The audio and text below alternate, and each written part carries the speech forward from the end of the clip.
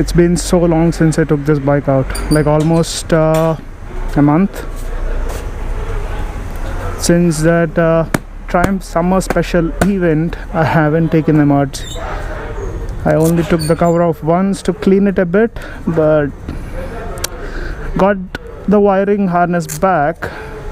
So time to drop this off at the showroom. Hopefully it'll get me going till there. The question is, should I change the handlebar for the upcoming huge trip? This is not the most comfortable one because the regular one will be here. This is sporty, aggressive and sexy. So I'm in two minds. But the best part is, even after a month, hey, little spider, move, move. Ooh. But the best part is, even after a month, it starts with no issue or anything. Amazing reliability, guys, amazing.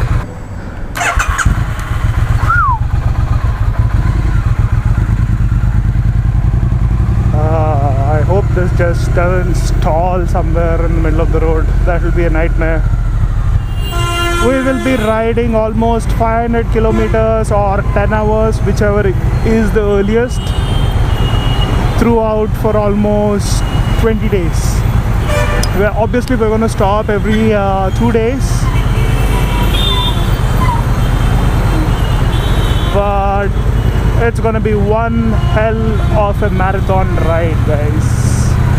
One hell of a marathon ride. Even though I've done around 1800 kilometers over a period of 3 to 4 days on this bike with this handlebar, this is going to be a much longer trip, so anything that will help in the comfort part has to be taken seriously, because it's a marathon, and when you do marathons, it's not the speed that matters, it's the endurance and also your physical and mental stamina. So even a tiny 5% assistance can go a long way. So in that sense, I am just thinking of changing the handlebar. But my only concern is, every time they change the handlebar, they have to replace the wiring, and somehow I'm not confident they'll do it right. But they're gonna remove this anyway, so that's where I'm in two minds. But let me see. Rush hour log jams with just one rain. With just one monsoon rain, people are stranded on a Monday morning. Oh, man.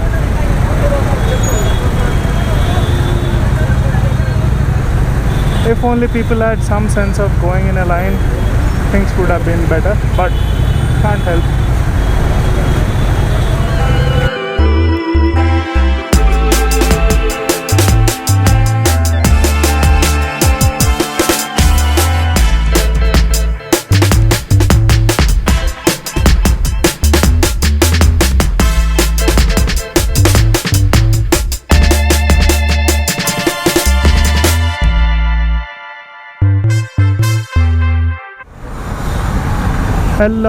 Hello people, mere pyari deshwasi. I finally get to ride the Triumph Tiger, the new 2018 Tiger. Let's go. Ooh. I haven't ridden the old Tiger much to give you a precise comparison of how different this is over the old version. But first thing I noticed is the sound. You don't get that whistling trademark whistle sound that you get with the Tiger. It is still there, but not as much as it used to be. But man, It's kind of big for my taste in the corners, but it can off-road. One thing I immediately noticed with this new model is the instrument cluster. It's entirely different. It's a completely new design. This is a TFT screen. It's actually quite bright in daylight. They are carrying over the other designs from the Street Triple RS and other models that are in the lineup. I love the new instrument cluster, by the way. It's really good. Somehow the note of this bike, the engine note, is quite throaty and bassy, like a huge growl. And oh man, this does have amazing pickup. I think there is a bit more of performance compared to the old one from what I remember. I've only ridden Kishore's and Shriman's Tiger a few times, so that's my only benchmark. So coming to some of the features of this bike, it has heated grips. So this is the XRX model. It has heated grips, not that it's much of a use here in India. And it has cruise control. It has riding modes. Let me change. It has, I think, 5 riding modes. Impressive. So we are in the road mode. There is rain, there is off-road, and what else? Oh, by the way, this windshield is, let me show you an interesting feature on this once I get some clear air. You can adjust the windshield on the go. See? Previously, you needed few tools to do that actually. Now, it's just like that. And the best part of testing a Tiger here in Hyderabad is look at these roads. We do have a combination of off-road and on-road. Maybe I should change the riding modes on the go to test this. Oh man, this is nimble. I think the weight has come down a bit from the specs here, but it is smooth as hell. I'm in what, 6th gear, and did you see I was just doing 35? There was no lag on the engine.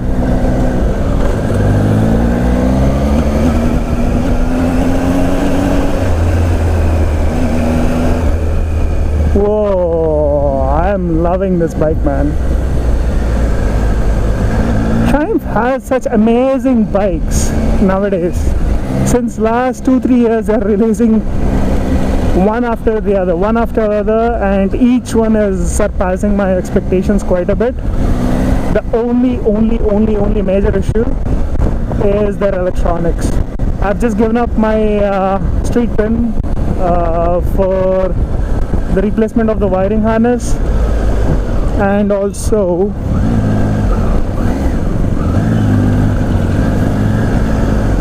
the regular 20,000 service, because I'm heading for a huge trip sometime by the end of this month, and hopefully the bike won't trouble me during the trip. Now, if I had this bike, I think I would have loved that trip. Like, this would be the most comfortable one. Like, I can put both my feet down on this bike, and that's on a very tall adventure tourer, guys. Not sure how utilitarian this visor is, because there is this concave hinge. Hope you can see this on the camera. It can be slightly jarring when you have to use that on the highways, but I think it's something that you can get trained to.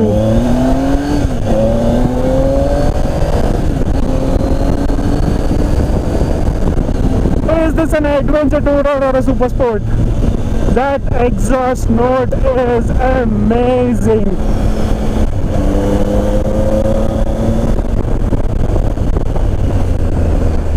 And oh man, I have to... The grip on this is just... Yeah, this is a problem.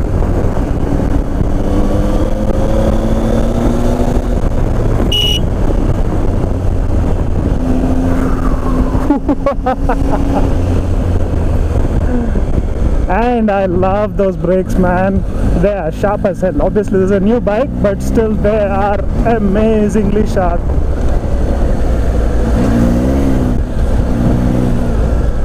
And by the way, that suspension, I think is tuned a bit on the softer side compared to the old Tiger. I don't exactly remember how it was tuned, but I somehow feel it is on the softer side. Maybe I'm wrong. But it is just gliding over quite a few bumps, and a bit of off-roading that I did earlier, this just went over it like a tank. I think there is some improvement on power and torque, not sure how much. Wow, the brakes are amazing. Design wise, I think there are quite a few good bits. It hasn't changed much. The graphics have changed a bit, so that's why it might seem bigger on the sides, but rest of it, it's kind of a facelift that people do for cars. It's not heating up so much, so I think the ventilation of this is quite decent.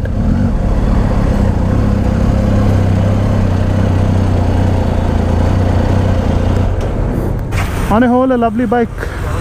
They have maintained the Tiger, if not any major improvements. There are some bits which are worth looking if you are in the market for an adventure tourer.